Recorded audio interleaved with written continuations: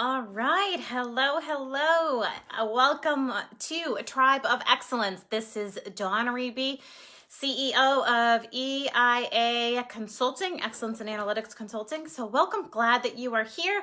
Let me know if you are joining here live or if you are on the replay. We are here about to dive into cultural shifts with Dave Mather. So I see Michelle popping on here. Welcome, Michelle. Who else is joining Michelle here today? We have lots of goodies for you, some really wonderful insight from one of the industry's top leaders. So I'm very excited to have Dave Mather here with us today. Yes, this is going to be a great one, really thinking about cultural shifts and how we can change our culture. And so before I invite Dave on, I'm going to go ahead and just give you a couple of updates so that we are good to go. Sound good? Hey, Erica, glad that you are here. Hello, Steve. Yes, thanks to Caroline, you are here on the right date and the right time. That's good, Steve. Hey, Becky, glad that you are here live. Who else is here live with us? I see a bunch of you guys popping on here. We want to show Dave some love. And if you are listening to this replay, we are glad that you are doing that too. So let us know that you are listening to the replay. So we have a couple of things going on. So we are here live on a Wednesday instead of our typical Thursday day, right?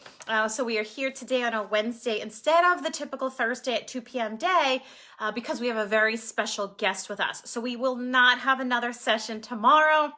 This is it. This is the session of the week. I think this is probably the first or second time in over a year that we have not had our session on Thursday. So thank you all for just recognizing this and knowing this and hopping on. Sharon and Jen and all folks who are hopping on right now. Caroline, let's see. There we go. So tomorrow, I'm actually going to be working with the California group doing threshold analysis with their group. And so if you are interested in threshold analysis, you can reach out and I can send you out their link. Yes. Hey, Dave. Oh, I'm so glad that you are here. I'm going to get you on here in one moment. And for right now, we're just kind of going to walk through a couple things for everyone to know. So if you have not already registered, there are two things going on that you absolutely need to know about. Well, actually three. This Friday, we have our Peak Productivity Masterclass for Supervisors. So it's a 2-hour masterclass for leaders, right, of teams of people. What we're going to do is we're going to give you a toolkit that you can use with your team to create efficiencies and productivity. Next month in April, we have our 4-day productivity masterclass. I know Becky's happy for that. Who else is happy for the masterclass? The masterclass is coming back. We have not done a productivity masterclass since November, but we've been getting hounded. We know how much you guys love those masterclasses. So yes, we are coming back, but we're going to shorten them. This time it's going to be a 4-day masterclass right here in the Tribe of Excellence Facebook community. These are our time management, time chunking, setting priorities, really helping to stop waste time, right? To really maximize your time, automate, release. So supervisors, leaders, professionals, aspiring leaders, small business owners, come on in, join us, figure out how to tighten up your systems. And it's all 100% free. Hello, Renee. Glad you are here. Awesome. So what we have happening this Friday is a prep for the supervisors. So we're going to give you the masterclass booklet for your teams so that when you bring your teams, right? And if you're an individual, you can still come to the productivity sessions. So for the supervisors who want to utilize this as a free tool, a free training for their teams, what you do is you take the kit that we're going to give you on Friday if you're signed up for that session. And then when your team comes next in April, a month from now, when your team comes in, you'll have all the prompt questions to really help them create their efficiencies, right? So if you are a manager of one person or 50 people, this is going to help you. If you run a small business and you've made a couple of hires and you're really trying to streamline your efficiencies and tighten up your processes, it's all about setting priorities. Yes. Darcy, we're lucky to have you too. So those are the two things. The productivity masterclass for supervisors is this Friday at 1 p.m. Eastern. There's a free registration link. Someone can just pop it on in. Maybe Carolyn or Michelle can pop that link on in for supervisors to register for that. And then in April, it's already up. So if you want to register for the April session right now, if you want to register for that April session, the 4-day peak productivity masterclass, then you can go ahead and do that. You can do that with your teams. You can do that by yourself, however you wish. We've seen amazing success from these sessions where folks save hours and hours of time. They get super ultra clear on, what's important to them and how they're going to move forward. And so a lot of teams, managers, supervisors, small business owners will use this as an opportunity to realign, because you are the team chiropractors, right? So we use this to realign our teams with what's important and what are our priorities, okay? So how many of you are so excited about our productivity masterclass, our 4-day productivity masterclass coming up in April? I know that I am. I know the energy during those sessions is amazing. The results and impact is phenomenal. I know that we have hundreds of folks come on in and join in. If you know someone who's interested, you can go ahead and have them join on too. Erica, you are a chiropractor. Absolutely. We are team chiropractors. Our job is to get everybody focused on that bigger vision and align them with that bigger vision. We're cracking them and aligning them with that bigger vision.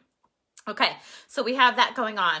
And what we also have going on, right? So in addition to the productivity piece, which is just a phenomenal free tool for you and your teams, right? Thank you, Caroline. Thank you. The 4-day class, as well as the one on Friday for supervisors to prep them and their teams for the 4-day one. So what we also have going on, aside from Dave Mather being here with us today, in just a few minutes, I'm going to be bringing him on board. What we also have going on is something phenomenal. We talk a lot about leadership of self in our community here. We talk a lot about finding your pause. We talk a lot about listening and being calm as leaders of your companies, as leaders of your teams, as leaders of yourself, right? We talk a lot about creating that leadership of self as priority. But we're going to do something real special next week that is not or was not on the calendar, was not in your email, and it's brand new. Next Thursday at 2 p.m. Eastern, we have Chef Lauren, who is joining us here in our Tribe of Excellence Facebook community to talk about plant-based living and how easy it can be to batch cook and really create a healthier lifestyle using food as self-care. What a concept, using food and nutrition as self-care. So many of us are, enemies with food. And so Chef Lauren's going to come on in and show us exactly how to take good care of ourselves using food as self-care. So join us next week for that. I'm really excited about her coming on. Okay. All right, so we're going to go ahead and we're going to bring on Dave Mather. I'm going to ask you to go ahead and press the button now, and we'll get you on here. For those of you who don't know Dave, he's pretty phenomenal. He's a Maxwell certified coach, so he has helped for over 350. Oh, I'm going to press the button. Hang tight. Approve. So while he's coming on board, he has helped over 350 law enforcement agencies and executive teams to really build their leadership. And he has a beautiful resume relative to building leadership with large teams, small teams of folks. Hey, welcome. Hello. You're here. How are you? I'm doing great. See if I can find a spot that this works better here. There we go. You are good. You are good. Welcome, and thank you so much for coming here and joining us. Thanks for having me. Appreciate the invite. Absolutely. So, so I know that Dave, you and I talked a bit, but these folks have no idea how amazing you are. So I want to show you off a little bit, if that's okay with you. Okay. My least favorite part of it, but go ahead. And so I was just sharing with them, I'm not sure if you heard while we were popping you on, but I was just sharing with them that you're Maxwell Leadership Certified, a trainer with that team. And John Maxwell is one of my favorite authors of all existence. So I love leadership work on him or that he produces. So for you to be a leader in that particular industry, or certified through that group is just phenomenal. You're certified through a couple of other groups. You've had an extensive law enforcement career, not only in your own law enforcement career, but outside of it, really leading multiple teams of folks. So you cannot see the notes or the comments or the love, but I can. So what I'm going to do is I'm going to let you know when someone has a question and Please. let you know when they're showing love. How's that? That would be wonderful. Thank you. All right. So can you just take a step back from all my excitement here and share with us a little bit about you and your leadership background? Sure. So I started as a police officer in a small city in Washington State in 1988. Actually stumbled into it as a dispatcher working to pay for college. They had a great program where if you worked a few hours a week dispatching calls, they would pay for your school.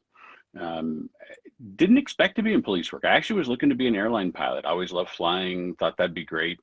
But I caught the bug, and I felt like I had an opportunity to serve and do something bigger than myself, and that fed something inside me that kind of really drew me into police work. And I think police work felt like it was beyond what I was capable of. I think it felt like a challenge beyond what I thought I could do, and I think that had an appeal as well. I jokingly tell people that today the reason I'm doing all this is probably penance, because I think as a first level supervisor, I was a well-intended but horrible impacting first line supervisor. I knew what I wanted to do, but quite often the effects of what I did, the impact of what I did, didn't work so well. So since 1988, I've worked in law enforcement until 2011. I took a job with the United States Department of Justice funded program that provided technology research for law enforcement. We basically played with cop toys. I gave them away to agencies to test and evaluate and see how they worked. I do consumer reports, or my team did. It wasn't me. A team of incredible people would do consumer reports about what technology worked and what we liked and didn't like about it.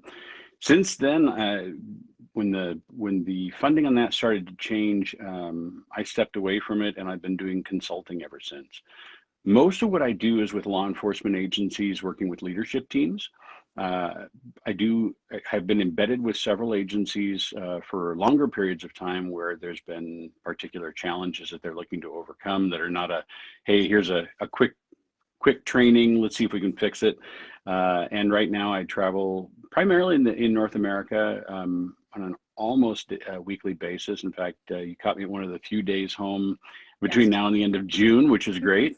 But I'm often on the road working with law enforcement agencies, and I spend a lot of time working on a 3-week leadership class that deals with learning to lead individuals, learning to lead teams, and then working on leading the organization.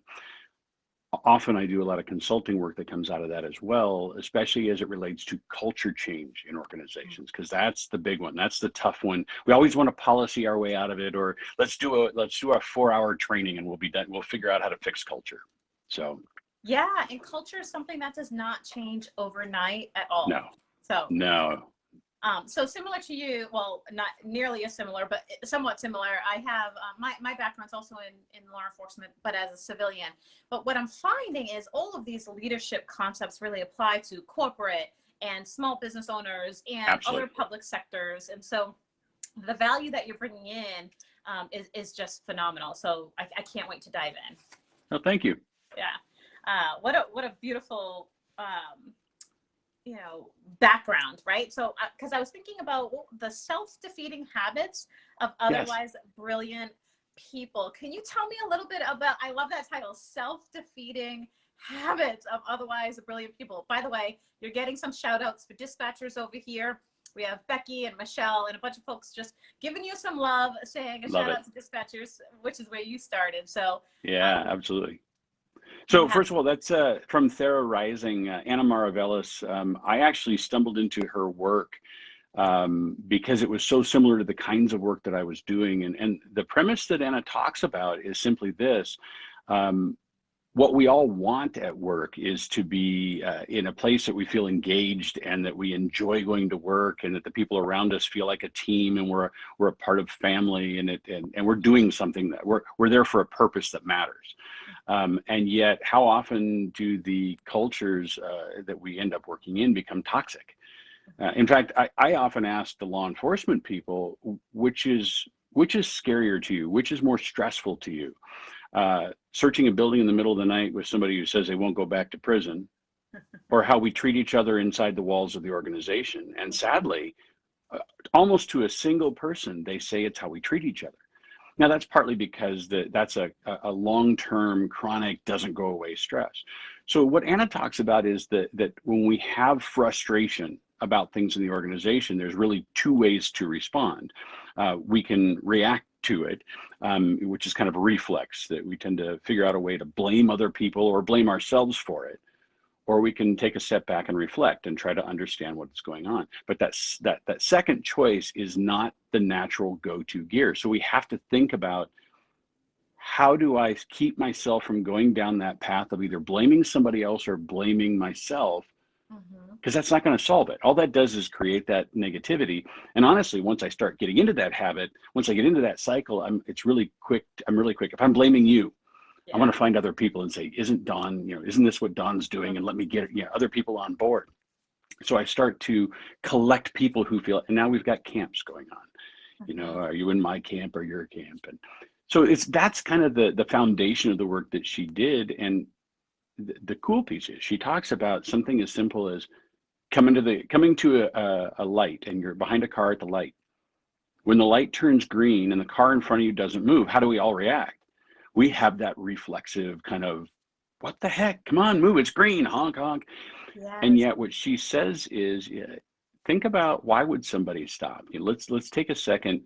Consider, what if there was a baby in the back seat choking, and what the mother was doing was focusing on the baby in the back seat. And so her simple piece is just thinking, how can you write a story in your mind that gives a very credible reason why this behavior might happen?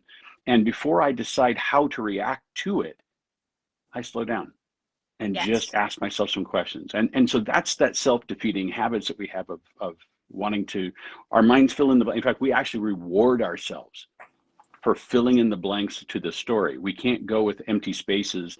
Our minds start to think about the most likely scenarios. And unfortunately, it's a very warped lens that's usually about what we're afraid we're going to lose.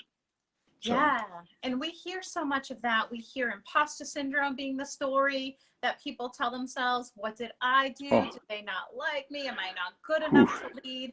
All the stuff. And then the other part of what you're talking about is the culture, how that manifests, and being able to say, all right, well, Dave, I don't like that he did this. And next thing you know, there's this little camp that's all against Dave, right? And so, and that is so much seen in all environments, and we work with a bunch of supervisors, and they struggle with, this one talking about this one, and the whole thing.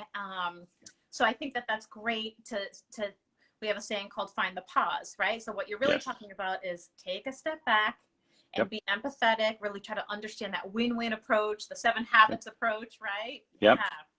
I think we it's even I was gonna say, I think it's even about trying to write a scenario in your mind in when you take that pause.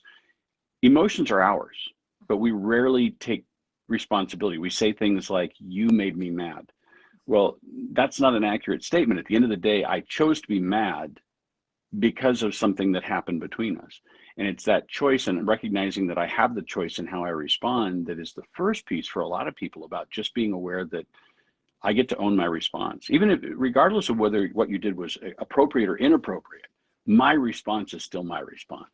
And so how can I write, before I respond, how can I write a script in my mind that has possibilities that are so different that I'm not jumping to a conclusion before I even find out what happened. So.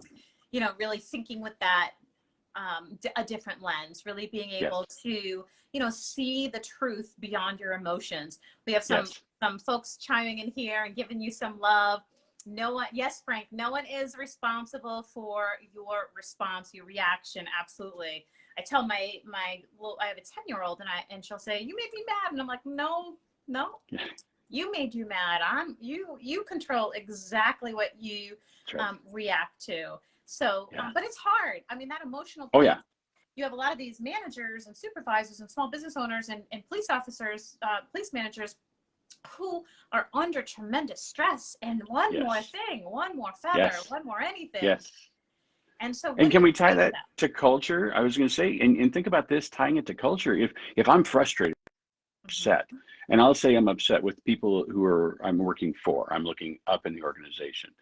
If I'm upset with those people, the more that pattern of behavior continues on, the more I start to believe that's the natural thing. That's what's going to happen. Yes. Um, and so if I'm sure that's going to happen, as those experiences, I mean, culture is nothing more than how we learn to survive in the organization.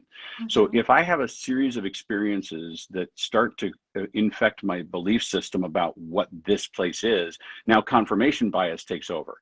So now confirmation bias says I'm going to see those things more than I'll see the things that don't show that. And so think about the iceberg. At the end of the day, it's not the stuff on the top of the surface that we're seeing. It's all of those experiences below the surface that have gone on for so long. Maybe those people aren't even here yet or aren't even here still. Maybe they've moved on. But at Yes. the end of the day, they're still part of that culture that we pass down, Mm-hmm. generation to generation of new employees. So Exactly. You're getting a bunch of love, by the way. I know you can't see it, but you're getting all kinds of hearts over here, and I think you're hitting a vein. There's a lot of people in the leadership, and even people without titled leader, even non-titled leaders. There's a lot of people who can just relate to they're walking into these icky, sticky cultures yeah, and yeah, wondering what to do to actually yeah, repair and start over. You have something that you talked about. Intent versus impact, the intention of a leader versus the yes. impact of a leader. Can you help? I love this. So can you help explain this to our group here? Happily, yeah. So this is one of those things that when I look at myself, this is one of those places where I tried to evaluate why was I struggling as a leader, and it wasn't that I didn't have good intent. So the analogy I use, and this is very police specific, but I think anybody can relate to it. In police training, if we go to the range to practice with a pistol, we're going to stand at the 25-yard line as part of this, and we're going to fire rounds downrange into a paper target. On Mm-hmm. that paper target are concentric circles, and in the center is a little circle with an X in the middle of it. When we aim our weapon at the target and put our finger on the trigger and pull the trigger, we release a round downrange. Our intent is to put a hole right in the center of that target, right where that X hits. Yeah. But that's not where it always strikes the target. In fact, as you start as a new person shooting, you don't hit the center of the target. You often hit way off the scoring portion of the target. Maybe you don't even hit the target at all. And Mm-hmm. so part of that is learning how to, I know every time I pull the trigger, I'm aimed at the center of the target. That's my intent. But the impact may or may not be on the scoring portion. So when you think about this through the leadership role, how many times as leaders do we come to the 25-yard line, Mm-hmm. make decisions where I unleash decisions downrange with great intent? I am focused on all the right things. I sleep perfectly at night, knowing that I did all the right things for the right reasons, but I never walk downrange to see where it struck the target. That's impact. You're standing downrange at the impact. You're the one who actually looks at it. And let's be honest, if you're standing down by the target and a round strikes really close to you off the scoring portion of the target, your first assumption is not that somebody was shooting at the center of the target and they're a bad shot. You assume they're shooting at you. And Mm-hmm. so when we think about that downrange of the organization, I get a lot of impact. And so when people make decisions that negatively impact me, now go back to how I fill in the blanks with things that scare me and I'm concerned about, Yes. I assume that people are doing it intentionally, trying to somehow negatively affect me. Um, Instead of finding out what were they attempting to do, what was the intent. So intent impact is the difference between, and we got a lot of leaders who effectively go stand at the 25-yard line, make decisions all day, Yeah. reholster, get in their car and drive away, and they tell Mm-hmm. everybody how great they are because every decision they made was aimed at the center of the target. Mm-hmm. And again, it's that part that you have to realize as a leader: how do I get somebody, and not the echo chamber, Not the people who are always going to tell, oh, you're perfect, you're great, you're doing exactly what you should. But how do I take those critical people who don't always agree with me and engage them in some kind of constructive discourse about understanding what Yeah. impact I'm having on them in a way that I don't have to necessarily agree with it, but if I'm truly listening to understand, it might help me become a little bit better at walking those into the center of the target. I think you're right, and so does Frank and Sharon and Jen and everyone else who's just chiming in right now. We are hearing you. I see you. Thank you for that feedback. For they're just showing that this is a great topic, and you're right. Like, you could have the best intentions, but if you're not delivering the love language, if you're not delivering the message or the results that are going to impact people, or creating an impact that's not what you intended. I love that you say even the leaders have to be open, and not just the leaders, everybody has to be really open to that construction and that constructive feedback that says, how can I make this better? How can we really walk into this conversation and understand? Yeah, Caroline, who does this resonate with? So if what Dave is saying, because I know it's resonating with me, if what Dave is saying is resonating with you, if you have specific questions for Dave, go ahead and plug them into the chat, and I'm definitely going to ask him. I have a list of pre-questions over here, but if you have some that you want delivered today, yes. So Renee says constructive feedback is a positive thing. Yeah. And the challenge, tell me, Dave, the challenge, what I often hear supervisors talk about is this thing of conflict. They don't want conflict, right? So they'd much rather just kind of scoop behind somewhere, just say it as it is, and avoid the conflict. What do you say to those kind of leaders who don't want to have conflict? Yeah, I guess for me, if what we're talking about is the absence of conflict, then I'm, great, that's wonderful, but that means that things are working right. But maybe. I was going to say, and I mean the true absence of it. If I always, there's a really interesting piece. I tend to thank people if you come and you're mad at me. My first reaction is generally to thank you, and which seems like counterintuitive. And yet at the end of the day, if you're that mad, you're having this conversation with other people. That you're having it with me allows me a chance to at least understand it, either to explain myself or to own the things that aren't impacting the way I intended. And I think that becomes an important part. So tying what you said, if you think about insecurity, and if I'm insecure in a leadership role, which does happen quite often, I create space, sometimes unintentionally, by keeping people rocked back. And if I don't know that there's conflict, I can tell myself the story that I'm doing a really good job.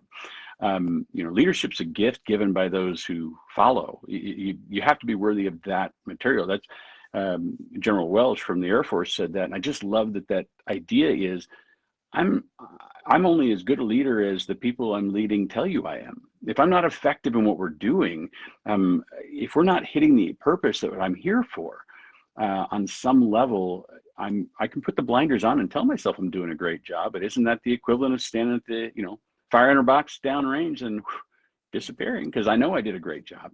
Exactly. We have a question from Frank. When you are at the intersection of intent and impact, how should leaders approach that crossroad? What should be taken into account?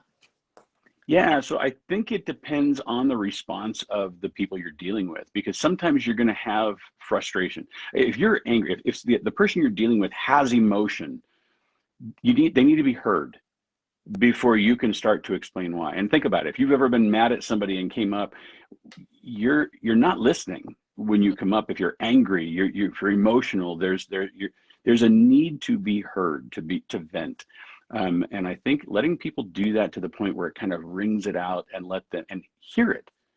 They're telling you impact. Let them tell you impact. And the first instinct our minds go to is, no, that wasn't what I was trying to do. I was trying to do this. That's intent. So I'm now arguing intent, you're arguing impact, and we're not even having a conversation about the same thing. So that's feedback, letting people tell you what the impact was. If you listen with the intent now to be able to accurately convey what they just said to you in a way that they agree with, at least you can say you see this the way they see it, which it leads me to the other piece. I always talk about a 6 and a 9. So if you and I are sitting on opposite sides of a number laying on the ground, when I walk up to it, it's clearly a 9. I see it's a 9. I know what a 9 is. I've been walking all the way to it. It looked like a 9 all the way from the beginning. Yes. You're telling me it's a 6 doesn't make it a 6. It's a 9. I can see it and I know what it looks like. Well, this analogy works really great because we can understand how perspective now is going to be critical to whether, and context. What is it? Where is it actually, are there numbers on the ground, 8 and then a 10? Well, okay, that's going to give me some ideas. Oftentimes we have issues though that we're looking on opposite sides of an issue. So to his question, the first thing I need to do is understand you're approaching this from a different angle than I am. I'm approaching this from what I intended. You're approaching it from the impact. So the first thing I need to do is to stop what I'm doing and listen, and really listen with the intent to be able to convey it in a way that instead of feeling like you and I are having a toe-to-toe conversation, you feel like I'm standing shoulder to shoulder with you and we're looking at the same thing together. If I can get to that point where you feel like I understand you and not that you're being heard, then the emotion is going to kind of drain out of it a little bit. And then at some point I should have an opportunity to say, hey, can I share what I was intending? Because you give me great feedback about how it impacted you. How could I do what I was trying to do better so that for you, I would be able to get that closer to the target that I was aiming at? So I'm going to pause you here because everyone is loving on this. So they are just like, this is the best ever. They're just loving on you. I wish you could see all the hearts and comments and everything. Well, thank you. I appreciate it. I wonder if you could go back at some point, you'll just see all the love, or you can believe me because I'm seeing it. And so, thank you. Let's see. Yes, Frank, exactly. Your intent really does matter. And I love, Dave, that you talked about shoulder to shoulder instead of toe to toe. We have a coaching group, and one of the things that we do with our leaders is every single week we have a person who has a challenge, right? And nice. And so the whole team, all 15 or so folks, they each get a turn to only ask questions for clarification, for better understanding. And then we can deliver whether or not we are coaching or having someone come up with their own solution or directing, right? But we all must ask questions around clarity, and and it's so important, and it's so hard when you have those emotions. So I love your shoulder to shoulder approach. Renee loves it, Darcy loves it, Sharon loves it, Jen loves it. They're loving your stories and your analogies and all the way that you're presenting the information. So thank you for what you're doing here. I want to ask you, I loved your conversation around bank accounts. So can we dive into, are you okay shifting and diving into the bank account? Absolutely. Okay. Absolutely. Yeah. So the analogy I use for, I think all of us, and I don't care what profession you work in, it doesn't matter what you do in the organization, even with your family and friends, at the end of the day, every human being you come in contact with, I use the analogy that they have a bank account with your name on it. So when you and I interact, at the end of this interaction, you will decide whether this interaction was a deposit or a withdrawal. And I know what again, go back intent impact. My intent almost always is to make a deposit. But let's say you're somebody who enjoys days off and I'm giving you extra training because that's what I like. For me, I think that's a great way of rewarding you for great work. For you, it feels like you've lost something because that isn't what you really wanted. So it was a withdrawal to you. I saw it as a deposit. The reason this is important is that when I come back and I attempt to influence, at some point I'm going to say, hey, Don, would you? And as I'm saying this, your mind goes to the bank account register and says, where's it at? And there's one of two responses we generally have. And one is for you, absolutely. What is it I can do? And the other one is not if I can avoid it, because I think about what the bank account looks like. Now, if I have good intent but horrible impact, those are negative. I mean, that's a withdrawal every time. But in my mind, what am I thinking? I'm doing great stuff. I'm being so good. Think about the deposits I'm making, but I'm not ever asking and checking to see. Yes. And so some personalities have, and this, this concept comes from the power of trust is where this analogy comes from. But it's the idea of some people's personalities create a tax. The way in which I deal with people has happened so much that if I'm not constantly depositing into the bank account, Over time, it's slowly withdrawing, and I'm losing credibility. I'm losing trust just because my personality has a tax attached to it. And some get dividends at the end of the day. Who they are, they could do nothing, and their person, who they have, how they've treated people, that bank account continues to rise. And so figuring out how do you create the kind of relationships, and you can't do this surface. It has to be authentic. It has to be genuinely caring about the other human being you're dealing with in a way that doesn't allow you to put them in a box with a label on it. This is my employee. This is somebody who's a complainer. This is somebody who, police officer, community member, whatever it is. If we put them in a box and start to treat them like the label, it's easy for us to dehumanize them, and they know it. Yep. And so every interaction then becomes a withdrawal, even with the best of intent. Even when I'm doing good things for them, they'll take the good things, but it still costs you because it's how you treated me in that process, how you made me feel. You bring up this amazing thing, and of course it applies to work into home life too, right?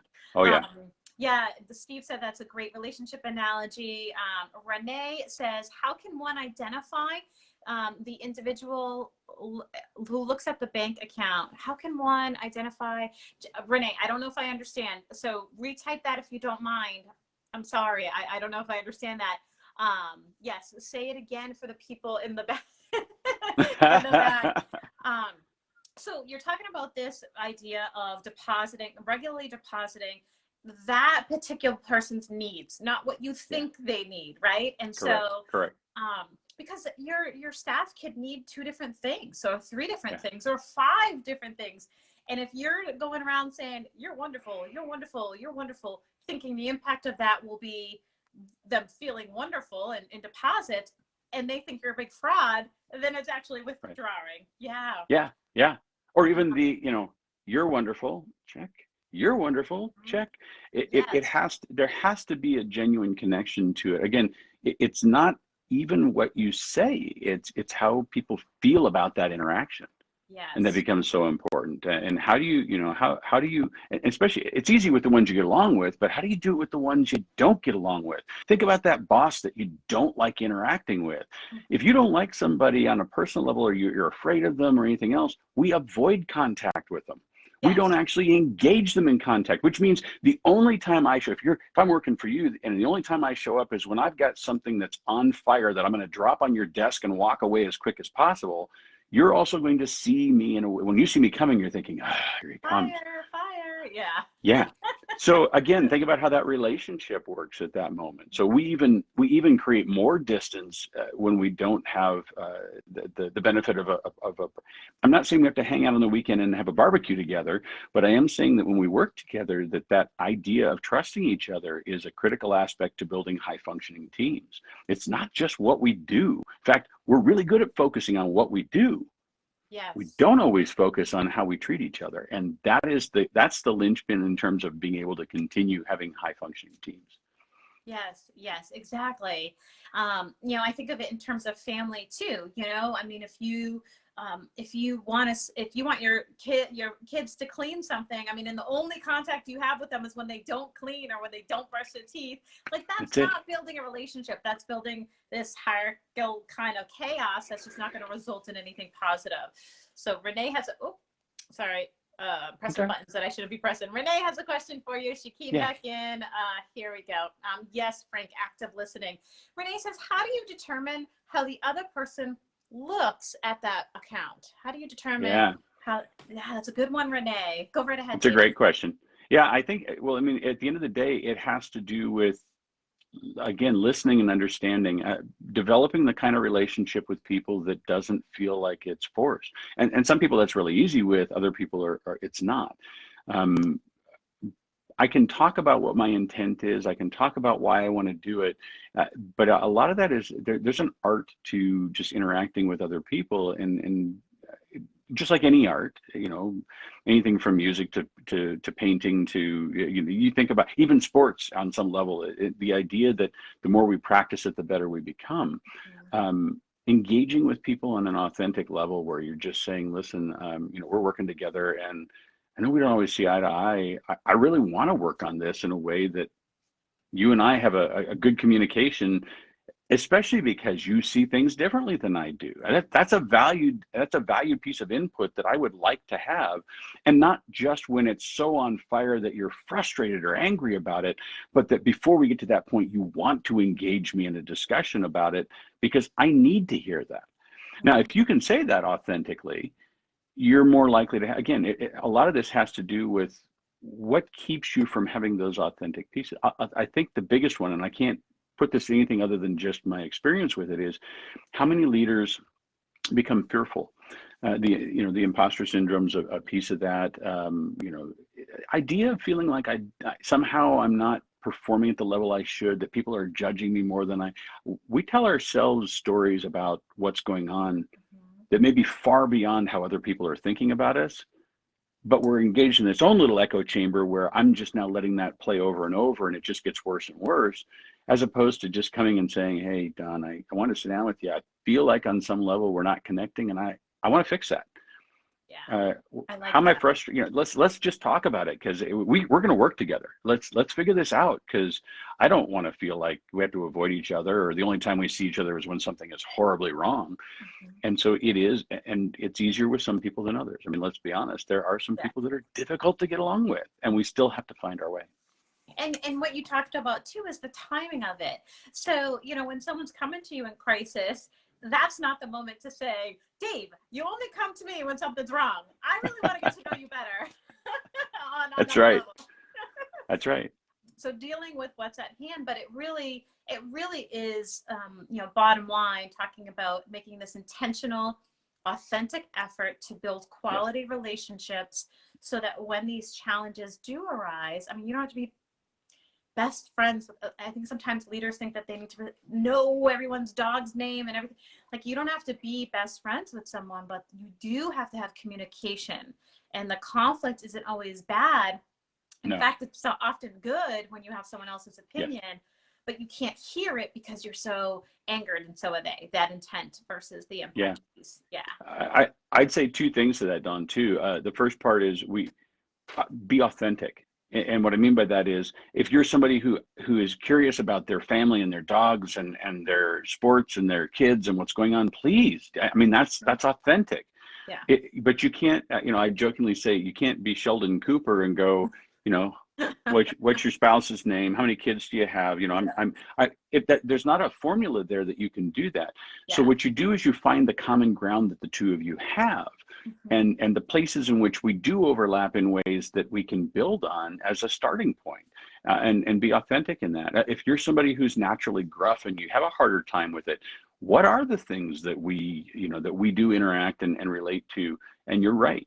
Not when it's on fire, because the moment when it's on fire, we got to deal with the on fire. And if I wait until that moment, it's going to be, it's going to be really difficult to engage in that moment. So. Yeah, absolutely. And what I hear, and I have some questions over here, and what I'm hearing here is that, sometimes leaders feel like they're on fire all the time. All the time. They feel like there is no calmness. I'm always putting out some fire. Excuse me. And so, what do you say to those folks who just feel like they're going, spinning and putting out the fire? How do you help them begin to build that cultural shift? Yeah, that's a great question, because I think sometimes we feel like everything is on fire, and without realizing it, we're trying to put out the fire with gasoline. Our own attitude compounds that. If I am stressed, and I know that I've got more on my to-do list than on my to-done list, if you will, and you're coming in the door with things to do, it's really easy for me to project kind of that, what do you need? What's going on? Now, without realizing it, I'm perpetuating this stressful atmosphere around it.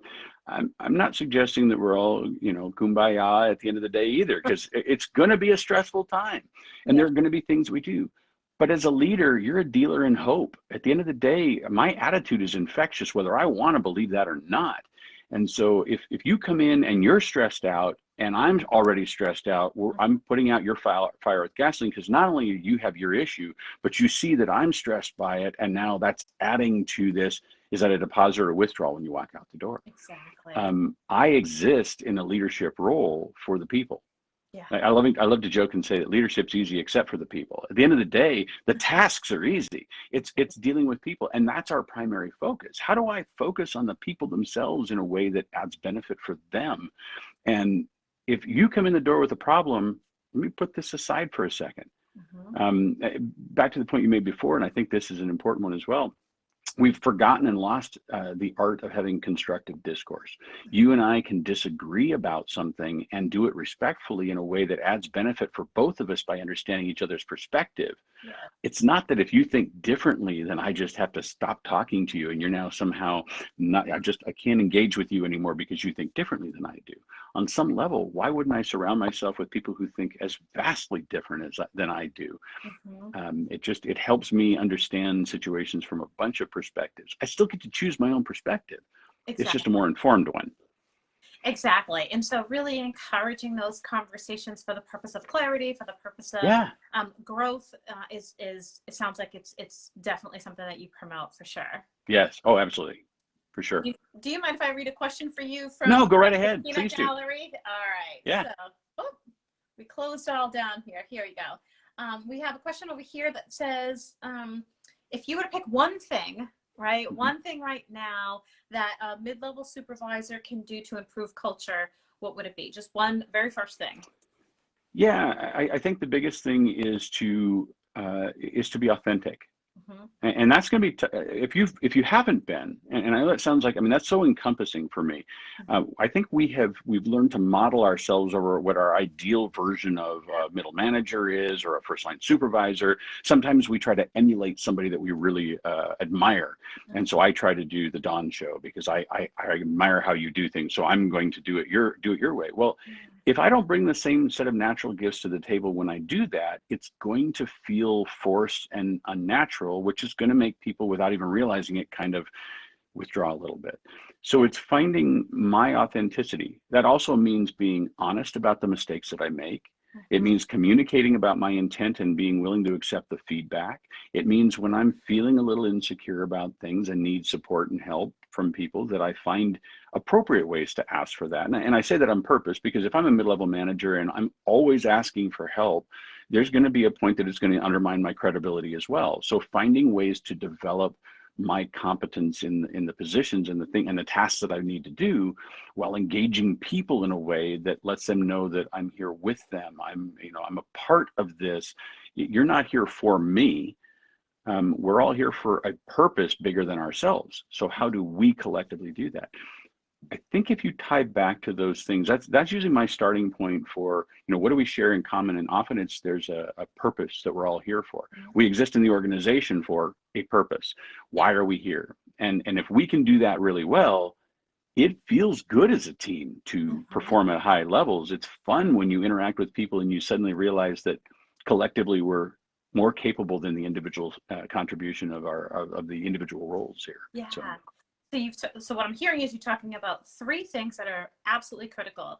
That first piece is creating that vision, understanding that vision, knowing the bigger picture inside and out. And if you're a supervisor right now, if you're a leader, mid-level manager, business owner, small business owner, and you're listening to this right now and you're like, oh, I don't know, I'm not clear on my vision yet. Start there, right? Get super clear on the vision. And then, what I also hear, the second thing I heard you talk about is take it upon yourself to find your crew.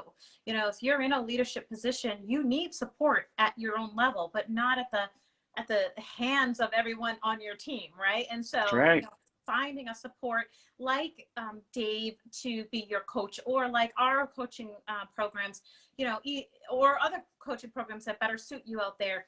Finding a team of people to support you and to get you to be thinking like that leader when maybe you need that help is so critical for success. I don't think I know, I maybe out of the 100 leaders that I'm thinking about right now, 99 of them have coaches of their own or in some kind of coaching program. That's what we do. And then the last thing I'm hearing you talk about a lot is people. This is a people business. Leaders serve people. And so if you are removed and you don't know your people and you're away from your people and you think it's a solo job, it's not. You're one of your key jobs is people. Nourishing them, knowing them, rising them, aligning them. But it's really about those relationships. We actually have this amazing speaker coming in a couple of weeks, Andrew Butts, who's a relationship building Oh, master. He's going to walk everyone wonderful. through, because I think you brought up a good topic, and otherwise we'd keep you here for 4 more hours. So we don't we want to preserve your time.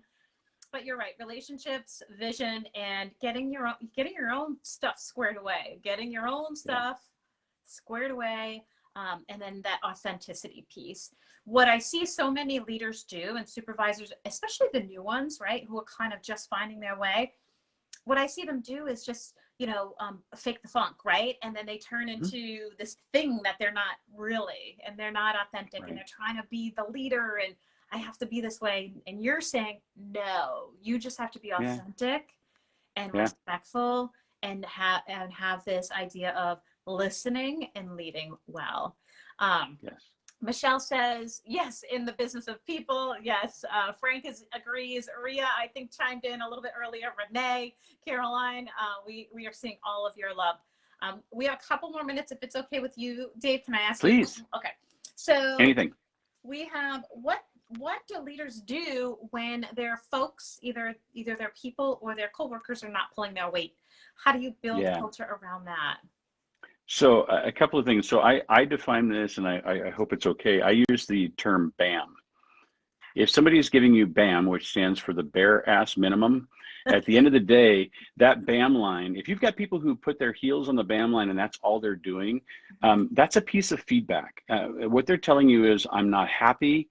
I don't want to perform, or maybe I've been beaten into a point where I don't want to contribute. I don't feel engaged in a way that I want to give something to this organization, or maybe to you as a leader.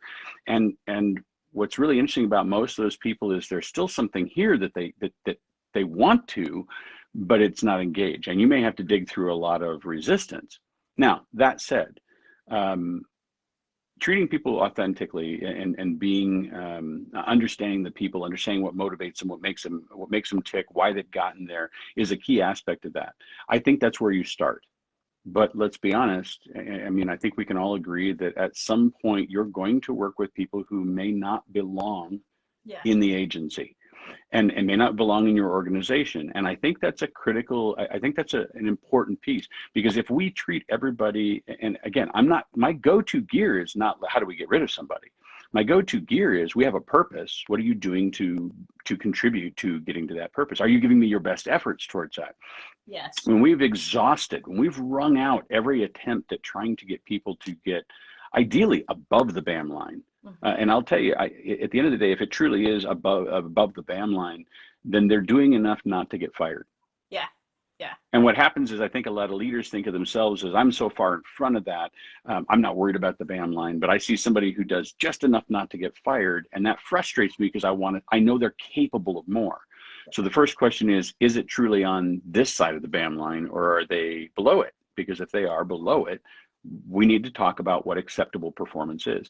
I had a leadership coach say to me once, he used to go into police agencies that were corrupt and help turn them around before a new chief took over. And he said, in 33 years of doing that, I never fired or demoted anyone. And I thought, that's impossible. You can't do this and not have fired or demoted. And he said, no, let me explain. My job is to set the standards and the direction and the standards about how we're going to do it.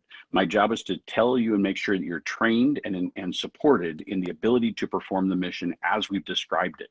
And my job is to coach, to cajole, to encourage, to cheerlead, to support you in your success. However, you always choose your behavior. Some of the people that I worked with in 33 years chose to behave in a way that it cost them their position, and a few of them behaved their way right out the front door. And that was their choice of behavior. I didn't go headhunting for them and say, I'm going to fire you. I wanted them to be successful, but they chose behavior that cost them their job. Now, that to me was an important aspect of, if we're starting with purpose in mind and what does it take to be successful, if we can define that, and the problem is, when people try to do that, they're usually doing it, I'm thinking about somebody who's not performing, and so I want to write my standards because I'm thinking about them. You can't do that, because it's going to be personal about this, and you really have to think about organizationally, what do we need, and then start applying whether or not people are on which side of that line. Yeah, it looks like Darcy, Michelle, Steve, Becky, Jen are all like loving BAM.